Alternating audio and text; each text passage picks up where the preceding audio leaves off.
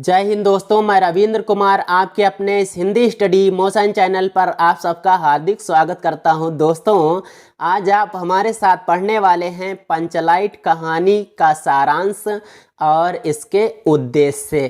कहने का अर्थ यह हुआ कि आज दो प्रश्नों को क्लियर किया जाएगा। तो आइए सबसे पहले हम बात कर लेते हैं कि परीक्षा में आपके प्रश्न कैसा आता है और आपको लिखना कैसे है, कितना लिखना है, इसकी चर्चा कर लेते हैं। दोस्तों, पेपर में आपके रहता है प्रश्न 6वां, जिसमें पूछा जाता है कहानी का सारांश या तो फिर उद्देश्य के बारे में। अक्सर दो ही चीज़ें पूछी जाती हैं।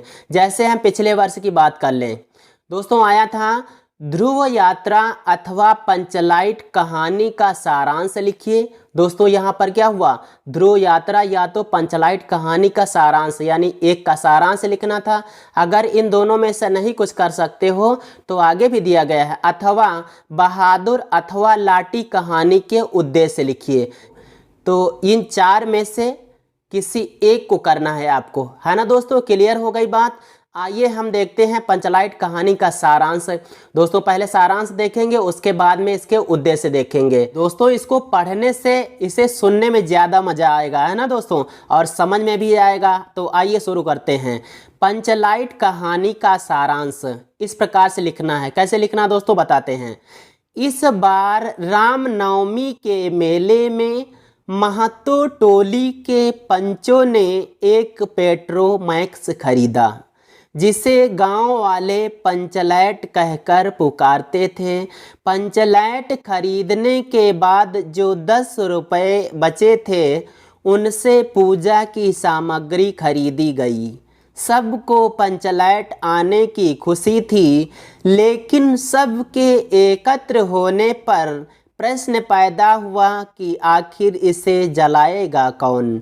दूसरी पंचायत के आदमी से पंचलाइट नहीं जलवाया जाएगा। सबने यह निर्णय भी ले लिया। पंचलाइट की खुशी में किसी ने आज घर पर डिबरी भी नहीं जलाई थी।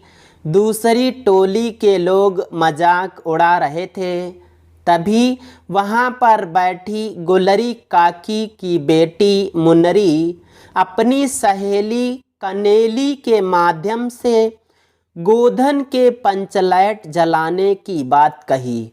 दोस्तों, हुआ क्या, मुन्नरी गोधन से प्रेम करती थी, यह बात सबको पता हो गई।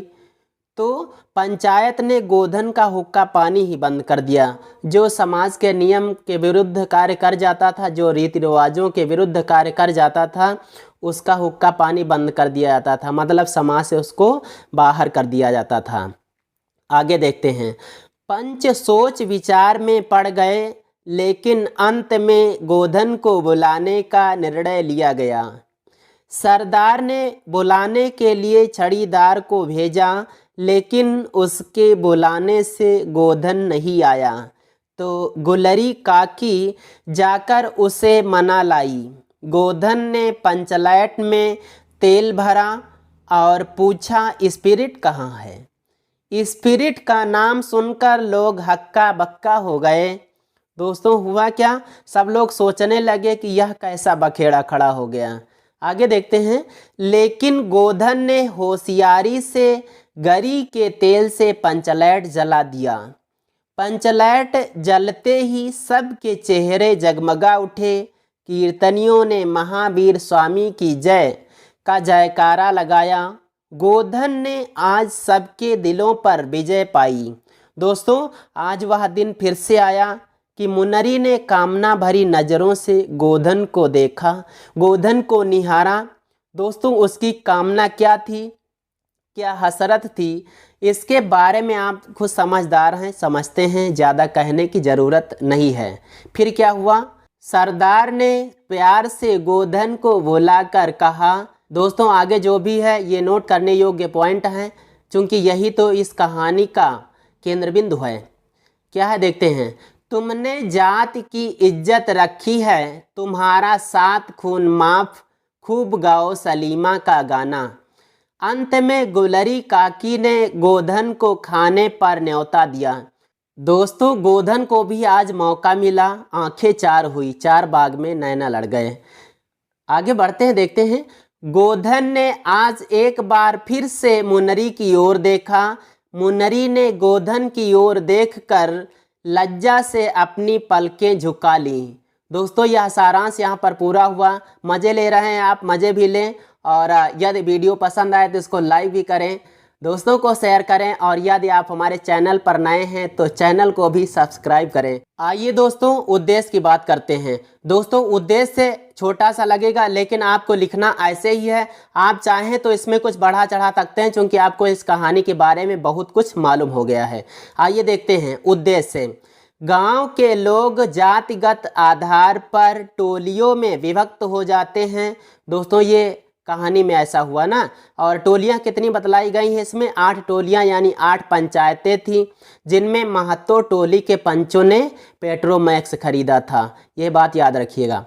वे सभी आपस में ईर्ष्या द्वेष की भावनाओं से भरे रहते हैं। इसका सजीव चित्रण इस कहानी में किया गया है।